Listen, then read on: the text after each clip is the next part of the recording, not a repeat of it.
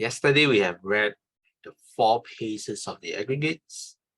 Today, we are going to continue with the next sutta from the Aggregates, a Catechism on the Aggregates. Catechism means instructions, what to do with the Aggregates. On one occasion, the Blessed One was dwelling at Savatthi in the eastern part, in the mansion of Megara's mother, together with a great Sangha of monks.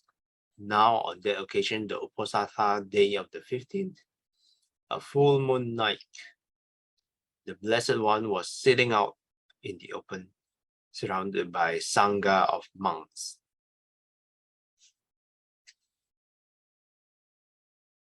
Then, a certain monk rose from his seat, arranged his upper robe over one shoulder, raised his joined hands in reverential salutation toward the Blessed One and said to him, "Venerable Sir, I would ask the Blessed One about a certain point, if the Blessed One would grant me the favor of answering my question." "Well then, monk, sit down in your own seat and ask whatever you wish." "Yes, Venerable Sir," that monk replied. Then he sat down in his own seat and said to the Blessed One, "Aren't these 5 aggregates subject to clinging, Venerable Sir? That is, the form aggregate subject to clinging, the feeling aggregate subject to clinging, the perception aggregate subject to clinging, the volitional formations aggregate subject to clinging, the consciousness aggregate subject to clinging. They are, monk." So this is a Q&A session with the Buddha.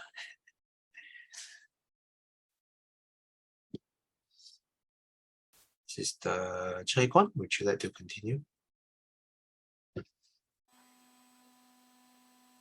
Saying, "Good, Venerable Sir," that monk delighted and rejoiced in the Blessed One's statement. Then he asked the Blessed One a further question. "But, Venerable Sir, in what are these 5 aggregates subject to clinging rooted?" "These 5 aggregates subject to clinging, monk, are rooted in desire." "Venerable Sir, is that clinging the same as these 5 aggregates subject to clinging, or is the clinging something apart from the 5 aggregates subject to clinging?" "Monk, that clinging is neither the same as the 5 aggregates subject to clinging, nor is the clinging something apart from the 5 aggregates subject to clinging, but rather the desire and lust for them. That is the clinging there." Saying, "Good, Venerable Sir," that monk asked the Blessed One a further question. "But, Venerable Sir, can there be diversity in the desire and lust for the 5 aggregates subject to clinging?" Thank you. Thanks, Sister Chai Kwan. On the next question, the monk asks, "What is the root of the 5 aggregates?" The Buddha answer is rooted in desire. Like this. Footnote number 28. According to the commentary, SPK, desire, chanda, here is synonymous with craving, tanha. This is said because the 5 aggregates in any given existence originate from the residual craving for new existence of the immediately preceding existence.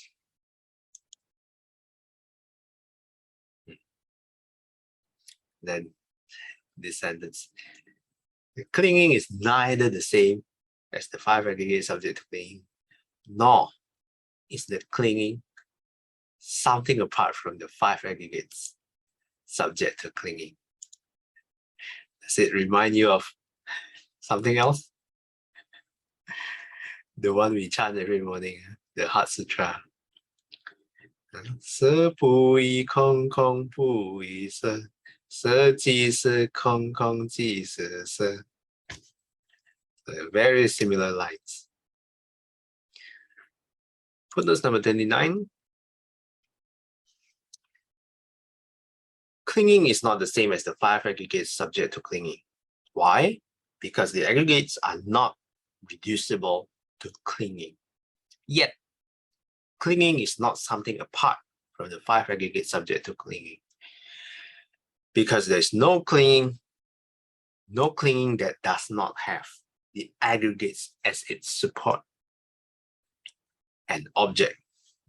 This is why these statements are made.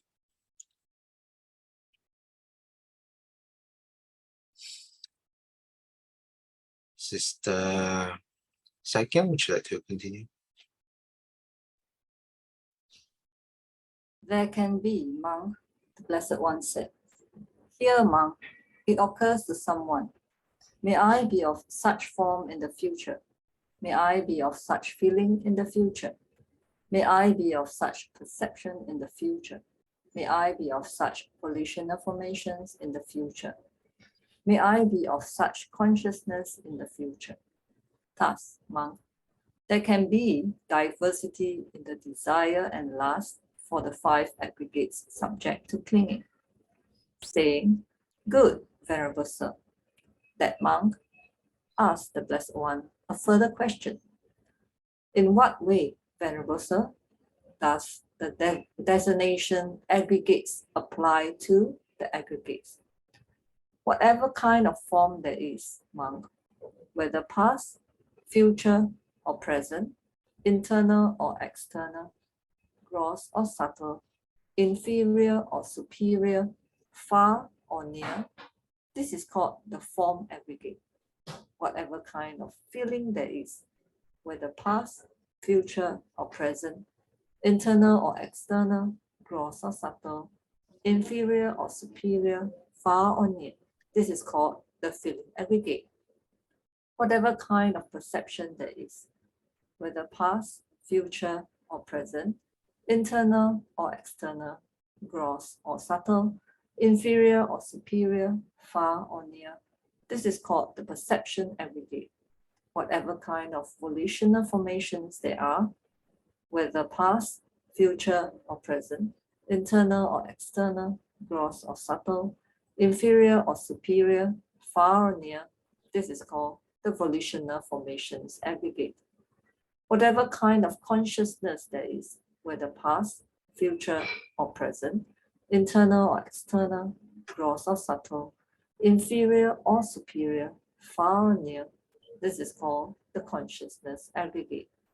It is in this way, monk, that the designation aggregates applies to the aggregate. Thank you. Thanks, Sister Second. So firstly, the question is asked, can there be diversity and desire and lust for the 5 aggregates subject to clinging? But the Buddha said, yes, there can be. There can be a variety. May I be such form in the future. May I be such feeling in the future. All of this applies to the 5 aggregates. The next questions, the monk asked, does the designation aggregates apply to aggregates? And then the Buddha explained, for each of the aggregate, past, future, present, internal, external, gross, subtle, inferior, superior, far or near. And that is how the aggregate, the designation aggregate is applied. So apply the form all the way to consciousness, to all the 5 aggregates. Oops. So this is how the designation aggregates applies to the aggregates. Or in other words, why is it called the aggregates? Sister Aikim, would you like to continue? Saying, good, Venerable Sir, that monk asked the Blessed One a further question. What is the cause and condition, Venerable Sir, for the manifestation of the form aggregate? What is the cause and condition for the manifestation of the feeling aggregate? for the manifestation of the perception aggregate, for the manifestation of the volitional formation aggregate, for the manifestation of the consciousness aggregate. The four great elements, monk, are the cause and condition for the manifestation of the form aggregate. Contact is the cause and condition for the manifestation of the feeling aggregate, the perception aggregate, and the volitional formation aggregate. Name and form is the cause and condition for the manifestation of the consciousness aggregate. Venerable Sir, how does identity view come to be?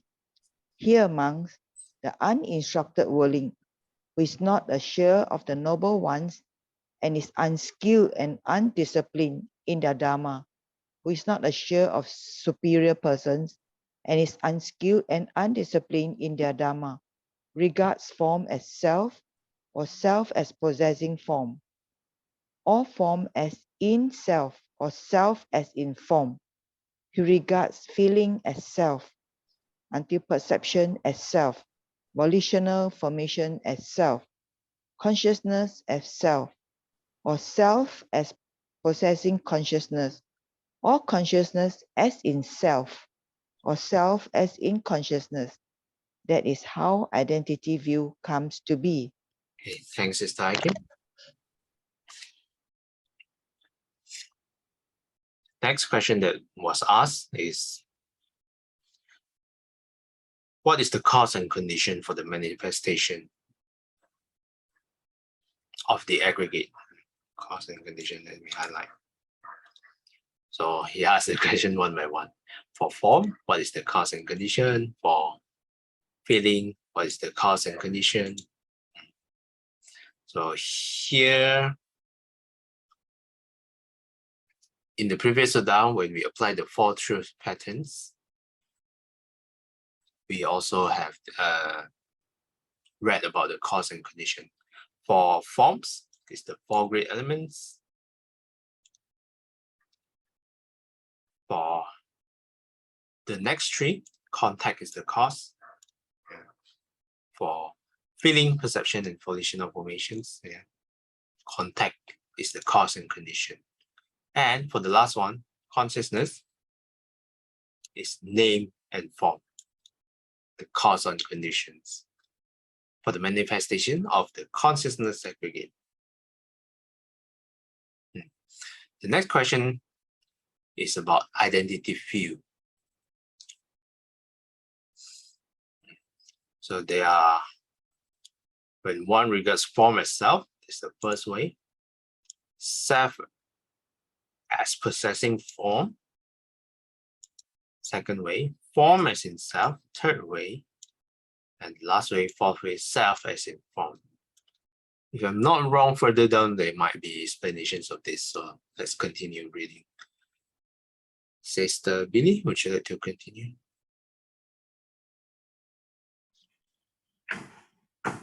But Venerable Sir, how does identity view not come to be?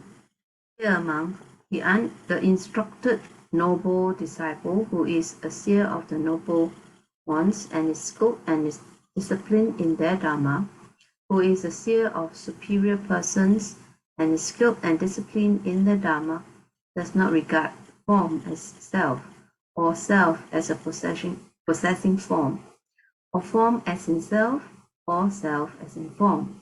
He does not regard feeling as self, and so on, perception as self, volitional formations as self, consciousness as self, or self as possessing consciousness, or consciousness as in self, or self as in consciousness. That is how identity view does not come to be. Okay, thanks, Sister Billy. Thank you. So here the question is just the exact opposite of the previous question. How does identity view not come to be? And the answer is the exact opposite. Does not regard form as self, or self as possessing form, or form as in self, or self as in form. Next question. What, Venerable Sir, is the gratification, the danger, and the escape? In the case of the 5 aggregates, the pleasure and joy among that arise in dependence on form. This is the gratification in form. The form is impermanent, suffering, and subject to change. This is the danger in form. The removal and abandonment of desire and lust for form. This is the escape from form.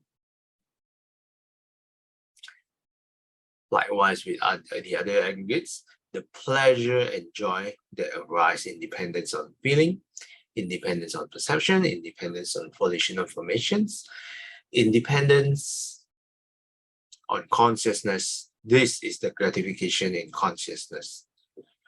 That consciousness is impermanent, suffering, and subject to change. This is the danger in consciousness. The removal and abandonment of desire and lust for consciousness. This is the escape from consciousness. Okay, so quick recap. The gratification is the pleasure and joy we derive from the aggregates. That the aggregates is impermanent, suffering, and subject to change is the danger.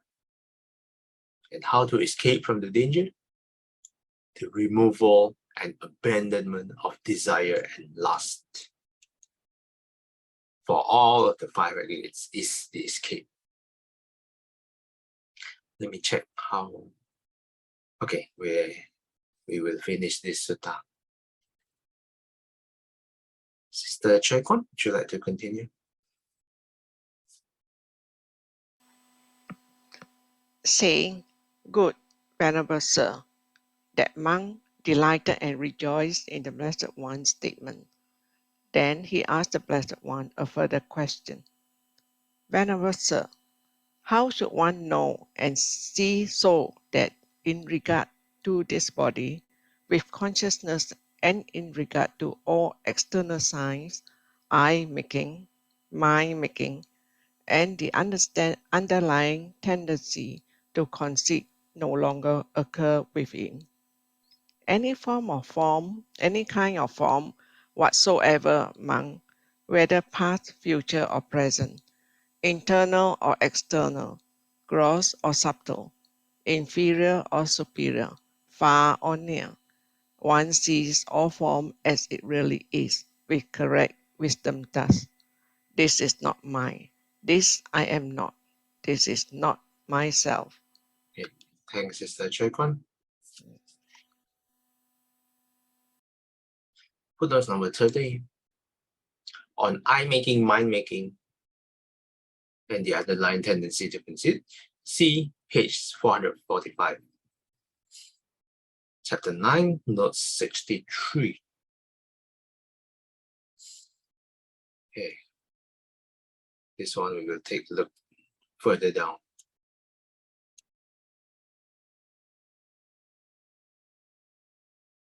Okay, Sister Saikyam, would you like to continue?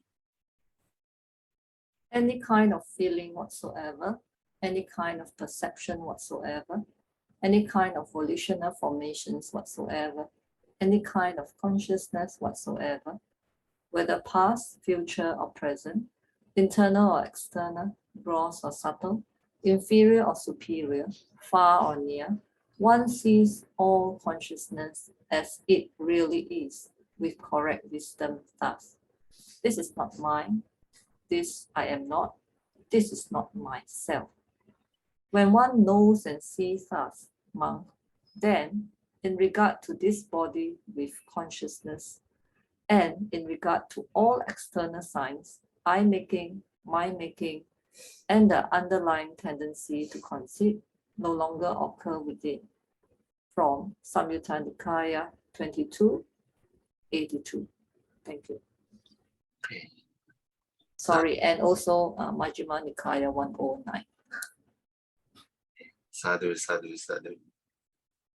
Thanks, Sister Saiken. And with that, we have finished reading the instruction on what to do with the 5 aggregates. So the rest of the days, you don't know what to do, you can apply this instruction. Or maybe for the rest of the week, give you a homework like Saiken did. Any questions or comments?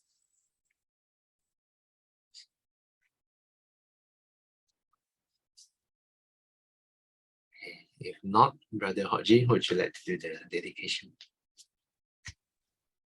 回向愿消三障诸烦恼，愿得智慧真明了，普愿罪障悉消除，世事常行不达道。谢谢 Brother Hoji. Till we meet again, may we be guided by the Buddha, Dharma, and the Sangha. Sadhu, sadhu, sadhu. Have a joyful Wednesday ahead. Thanks everyone, and see you guys next time. Bye bye.